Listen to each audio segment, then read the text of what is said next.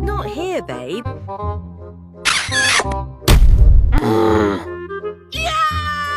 Oh no! Honey, go back home!